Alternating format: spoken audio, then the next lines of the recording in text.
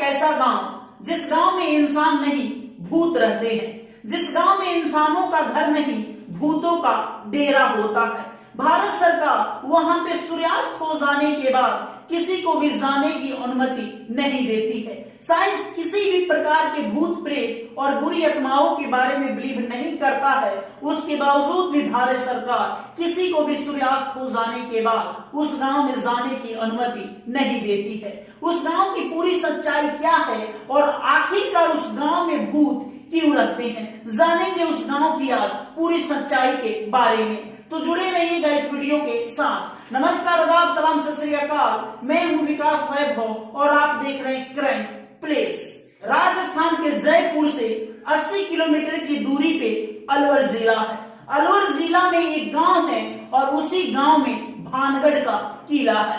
कहा जाता है कि उस किले पे इंसान नहीं भूत रहते हैं, बुरी आत्मा रहती है, चुड़ैलों का साया रहता है उस किले पे। जब भारत सरकार की नजर उस भानगढ़ के किले पे पड़ती है तो पता चलता है कि उस किले की पूरी सच्चाई क्या है। जब पुरातत्व विभाग की टीम उस किले की निरीक्षण करती है तो पाती है कि ये कोई साधारण सा किला नहीं है। इस किले के निरीक्षण में पता चलता है कि ये एक ऐतिहासिक स्थल है और इस स्थल पे राजा महाराजा रहते थे। क्योंकि भानगढ़ के किला क्यों भूतों के चपेट में आ गया और क्यों बुरी आत्माओं के चपेट में आ गया, भानगढ़ के किला का एक इतिहास है और वो इतिहास जानने के बाद आपको पता चल जाएगा कि भानगढ़ के किले में और उसके आसपास के गांव में भूत प्रेत और बुरी आत्माओं का डेरा क्यों रहता है। भानगढ़ के किले को 1573 ईस्वी में भगवंत दास नाम के एक राजा ने इस किले को बनवाया था। काफी खूबसूरत किला था। जब किले के निर्माण करवाए राजा ने तो दूर दूर से लोग उस किले को देखने के लिए आते थे। 16वीं शताब्दी में राजा स्वाई मान सिंह के छोटे भाई राजा माधव सिंह ने उस किले को अपना निवास स्थान बना लिया। वहीं किले पे रहने लगे। उनका पूरा परिवार उस किले के अंदर रहने लगा। कहा जाता है कि भानगढ़ की राजकुमारी रत्नावती काफी खूबसूरत थी और उनकी खूबसूरती का चर्चा उनके राज्य में तो था ही, उसके अलावा दूर दराज के कई राज्यों में उनकी खूबसूरती का चर्चा होता था। दूर दराज के राजाओं का उनका रिश्ता आता था और तांता लग गया था राजाओं के उनके रिश्ते को लेकर, क्योंकि राजकुमारी रत्नावती बेहद खूबसूरत थी। एक दिन की बात है कि राजकुमारी रत्नावती अपने दोस्तों के साथ, अपने सखियों के साथ निकल पड़ती है बाजार की ओर जाती है और एक इत्र की दुकान पे पहुंच जाती है और इत्र की दुकान से एक इत्र खरीदती है और उस इत्र को खोलकर महकती है, उसके सुगंध को लेती है। और उसी दुकान से कुछ ही दूरी पे एक युवक खड़ा था जिसका नाम था सिंधु सेवड़ा। वो रानी को घूर घूर कर देख रहा था और देखते देखते ही रानी को वो अपना दिल दे बैठता है। कहा जाता है कि वो काला जादू का प्रचंड विद्वान था।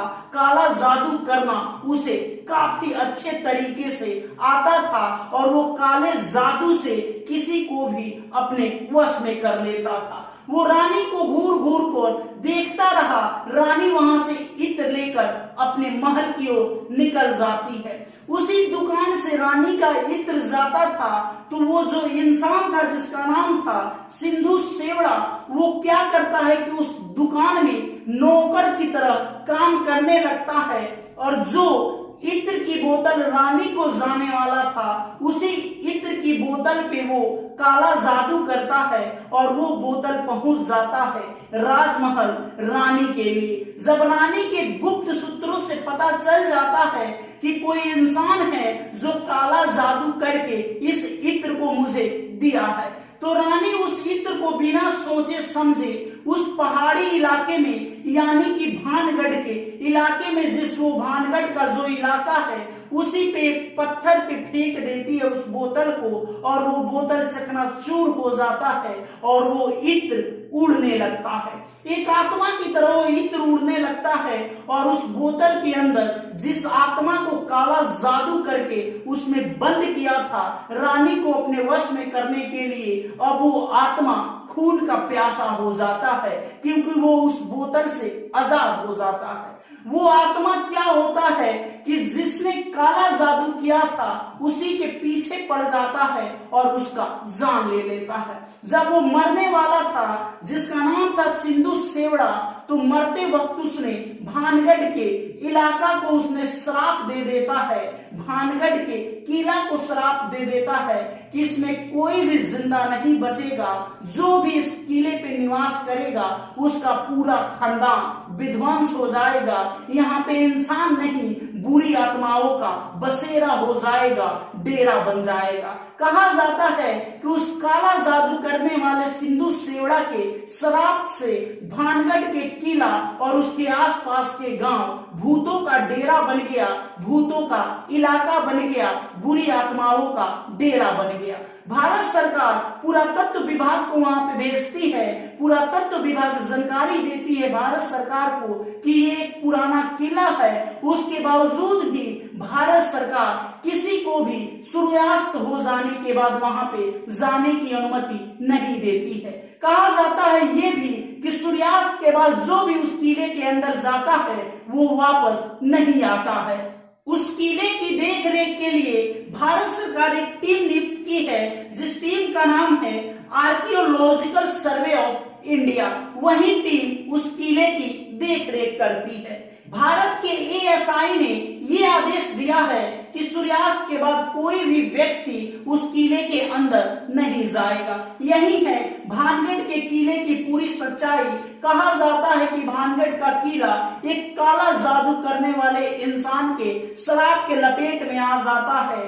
कई साल बीत जाने के बाद भी 2023 आ गया, उसके बावजूद भी उस किले में सूर्यास्त के बाद किसी के भी एंट्री नहीं होती है, और जो भी उस किले के अंदर सूर्यास्त के बाद जाता है वो वापस नहीं आता है। यही है भानगढ़ के किले की पूरी सच्चाई, जो राजस्थान के एक गांव में स्थित है। अगर आप हमारे चैनल पे नए हैं तो आपसे रिक्वेस्ट है कि हमारे चैनल को सब्सक्राइब कर लीजिएगा।